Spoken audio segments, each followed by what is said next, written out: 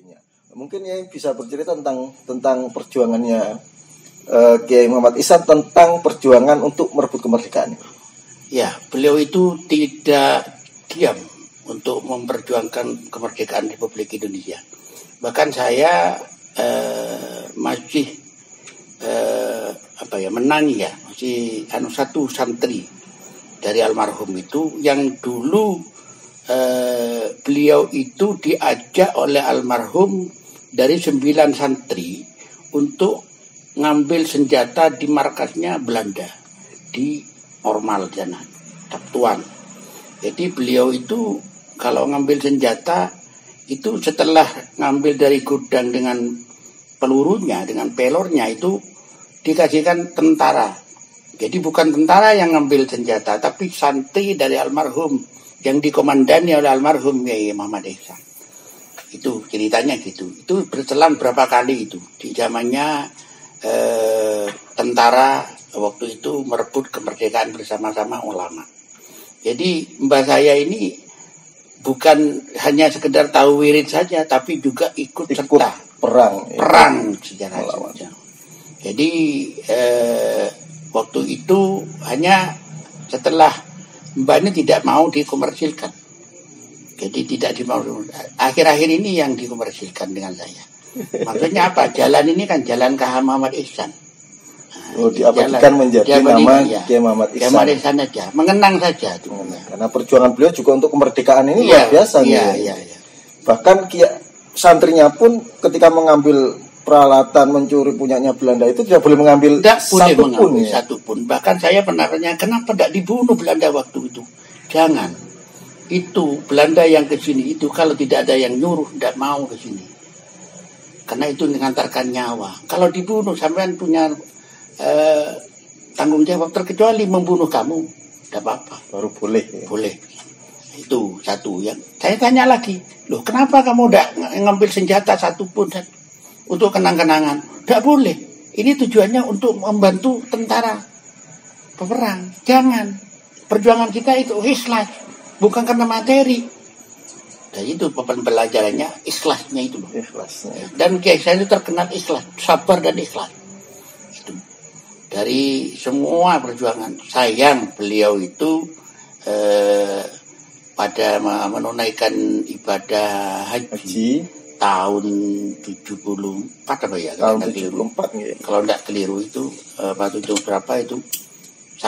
Bersamaan dengan almarhum Kiai Muhammad Bahar Dugo Mingkek itu beliau meninggal di Mekah pada tahun 74 ya.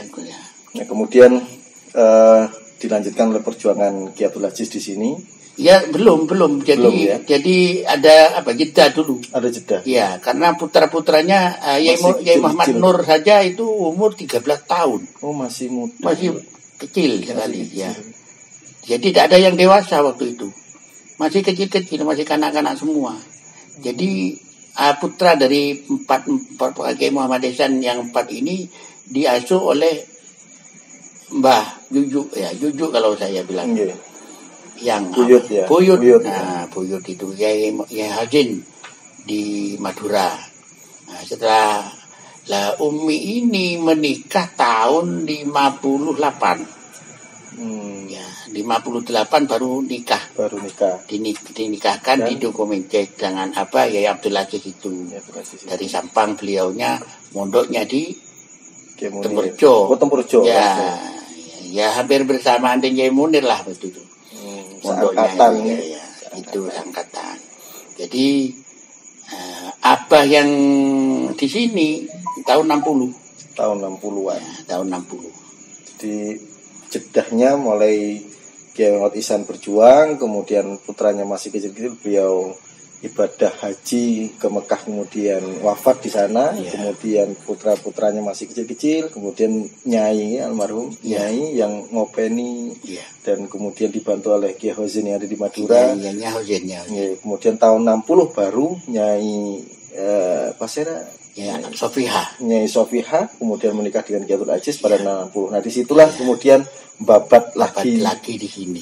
Memang babat lagi.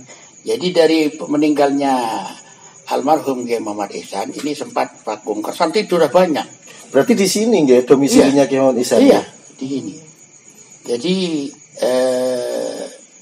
dulu Kiai Muhammad Ihsan yang menampung namanya Pak Abdul Jalil, Pak Marjani yang menampung beliau itu, karena Pak Abdul Jalil, Pak Marjani ini juga santrinya Mbah dulu di Madura. Di Madura. Cuman lebih duluan beliau. Jadi nampung di sini, nanti di wakafi tanah dia sih, tanah ini. Ya, cuman dikit, tidak semua. Ini bertahap ini saya ngopeni betul ya, bisa jadi gini ini bertahap ya.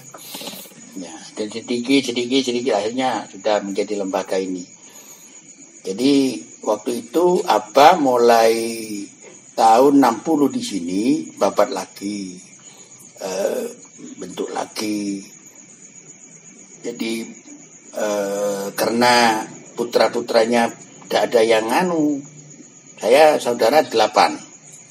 Nah, yang paling sepuh itu kakak Dofir, Ali Dofir. Nah, nomor 2 Mbak Iyu, sudah almarhum. Nomor 3 saya. Dari 8 bersaudara ini yang paling dewasa, yang paling artinya yang disuruh menunggu di sini saya. Panjenengan yang melanjutkan. Yang melanjutkan. Karena apa? Karena kebetulan saya cucu daripada almarhum Kiai Muhammad Ihsan, nyonya saya juga cucu. Karena saya semisanan, gitu. Sepupu.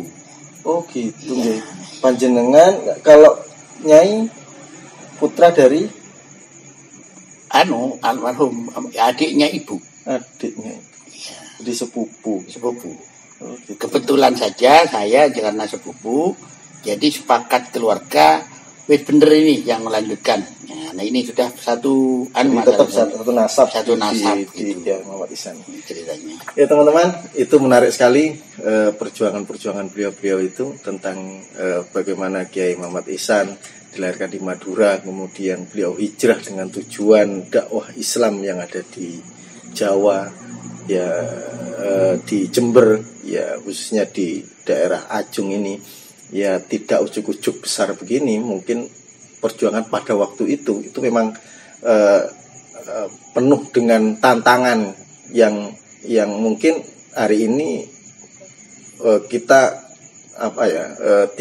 tidak bisa membayangkan ya pada waktu itu dengan sosial masyarakatnya bagaimana, ada yang perampok, ada yang pencuri dan sebagainya, kemudian bertaubat karena pembinaan telatennya Kiai Muhammad Ihsan itu. Kemudian dilanjutkan oleh Kiai Abdul Aziz dan sampai hari ini dilakukan oleh Kiai Ali Mufidi Aziz ini, yang sampai hari ini lembaga berkembang pesat, cukup signifikan, dan santri sudah mulai banyak, dan kegiatan kemasyarakatnya beliau mampu mendampingi masyarakat di sini untuk tetap selalu menjaga Islam yang berhaluan ahli sunnah wal jamaah.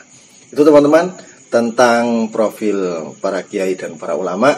Kita jeda dulu. Hari ini kita mau lihat suasana pondok pesantren, suasana santri, kegiatan santri, dan kegiatan-kegiatan taklim yang ada di sini. Kemudian kita lanjutkan, nanti kita berziarah langsung ke makamnya Kiai Abdul Aziz, karena Kiai Muhammad Ihsan itu wafatnya itu ada di Mekah. Jadi makamnya ada di Mekah. Cuman yang ada di sini istrinya Kiai Muhammad Ihsan, beliau bernama Nyai Jamaati. Beliau dimakamkan di sini dan kita nanti akan berziarah ke makam beliau. Oke, kita ke berziarah dan kita lihat kegiatan-kegiatan para santri. بسم الله الرحمن الرحيم قل هو الله أحد الله الصمد لم يلد ولم يولد ولم يكن له كفوا أحد لا إله إلا الله والله أكبر ولله الحمد بسم الله الرحمن الرحيم قل أعوذ برب الفلق ومن شر ما خلق ومن شر غاسق إذا وقب ومن شر نفاثات في العقد ومن شر حاسد إذا حسد لا إله إلا الله والله أكبر ولله الحمد بسم الله الرحمن الرحيم قل أعوذ برب الناس ملك الناس